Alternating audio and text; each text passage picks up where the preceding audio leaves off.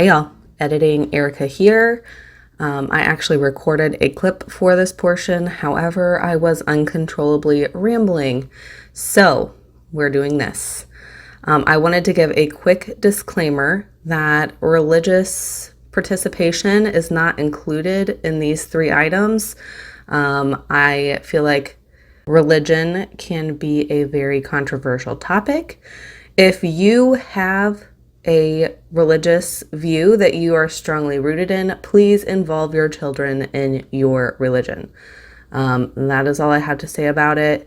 It is not one of these three topics. However, I know it is extremely important to people. If it is important to you, please involve your children. Now, on to your regularly scheduled ramblings. Hey y'all. I've just been sharing like a stream of motherhood encouragement type videos. And I just figured I would go ahead and share the three things that I feel are probably the most important in raising, well-rounded humans. The first thing is read to your kids as often as you can. I've seen a couple local people, and I've actually seen posts about it recently. Like, if you read one book to your kid every day until they're 5 years old, they'll have read like 1,500 books or something, or 1,800 books or something like that. Anyways, I also saw somebody that just recently committed to reading 1,000 books before kindergarten. And, well, that's a good number. I mean, any amount of reading, as much reading as you can offer your kids, if it's less than 1,000 is beneficial. However, I just don't find 1,000 books in 5 years to be that impressive. In fact, next year, we are going to challenge ourselves to try to read 1,000 books in a 1 year span. And that is less than 3 books per day. And we don't read every single day. We try to, but weekends, sometimes you get busy. Fridays are always family movie night. So that just takes out 52 days of the year. We always watch family movies on Friday night. So it's about 3 books per day. There's a lot of days that we'll sit down and read like literally 10 books. I'm pretty sure I've already read. I have a 2-year-old and a 3-year-old. I'm pretty sure I've already read to them more than 1,000 books. Like, the amount of reading that we do, this is just insane. And we have, I don't know, probably like 100 books at our house. And I've gotten so tired of reading them that I finally decided to go get myself a library card so that I can mix some other books in with that as well. So next year we are going to try to read 1,000 books in a year. And we are also going to do that in conjunction with the 1,000 hours outside. Currently we are right about 600 hours, and that kind of got stunted a little bit in the month of August and the first half of September because my 2-year-old broke his leg, and it was a whole thing. It was terrible. It was rough. Anyways, I digress. The next thing would be getting your kids outside. So, like I just mentioned, we are doing the 1,000 hours outside this year. I don't think we're going to hit 1,000 hours outside this year. My hope is that in 2023, we will actually be able to hit that 1,000 hours, provided that my youngest son doesn't break another bone. Because if you know me, if you've been around for a while, I have a 2-year-old son. He broke his arm at 1 year old, and he just broke his leg almost exactly a year later. Like, literally, it was a year and 1 week later that he broke his leg. So if that's any indication how the rest of my next, 16 years of my life are going to go, it's not looking too good. Anyways, the next biggest thing that I think is really important is getting your kids outside. It's really good for sensory processing. I don't want to get into statistics and stuff because that's a lot of looking up of things that I have to do, but it's really good on sensory processing.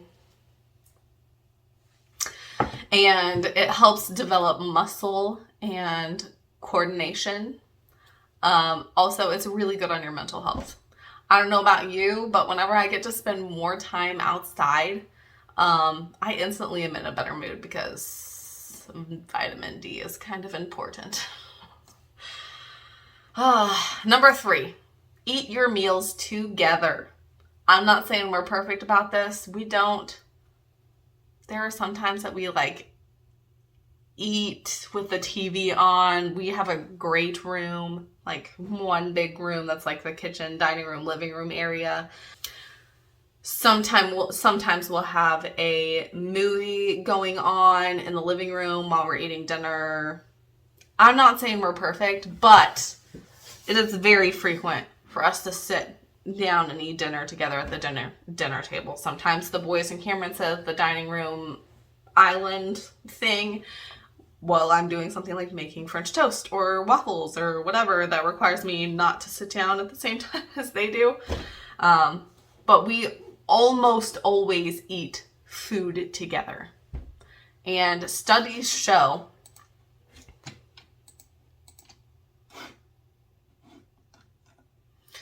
and I will link this specific article down below, that eating together during family dinner time teaches your kids better eating habits.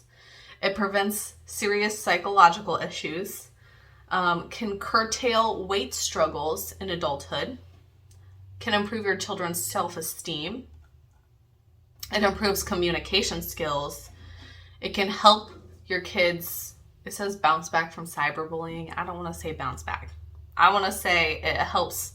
This is another one of those things. Like, it helps with your mental health. And it can be used to supplement family therapy. So, also, I read an article somewhere. So another article, I will also link this one down below. This is literally from the Family Dinner Project. It was a study that was done with a whole bunch of families, and which families ate dinner together and which ones didn't, and how their kids turned out. So, it can boost kids' academic performance. It increases self-esteem. You have greater sense of resilience, lower risk of substance abuse and teen pregnancy.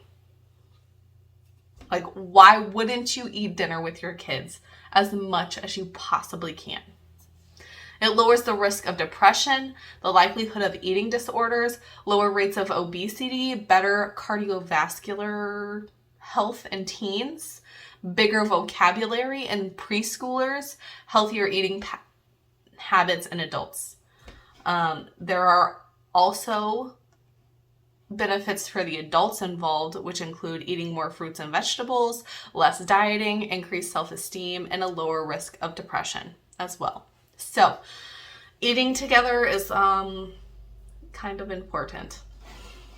That is literally something that Cameron and I used to eat in the living room all the time. We just eat in the living room on the couch next to each other. I mean, we would talk to each other, but we would eat in the living room. And as soon as Carter started eating actual food, I was like, nope, we're going in the kitchen. That's where we're eating dinner from now on. So that's been a thing in our household. And this one is just a bonus. Encourage your kids to try stuff. Sometimes I set food in front of my kids and Carter will say, I don't want it. Well, that rarely comes out of Forrest's mouth. He's pretty much down to eat whatever. But Carter will say something like, I don't want that. This looks yucky. He rarely says that, but he does say it sometimes. And for instance, I made some peach waffles and I put peach jam on top of them, and he wanted peanut butter. And I said, okay, I will make you a waffle with peanut butter, but you need to try this first. And he tried it. He liked it. He ate the whole thing. And then I made him a waffle with peanut butter on it. So our kids are not picky eaters. And that is largely because we make them try stuff.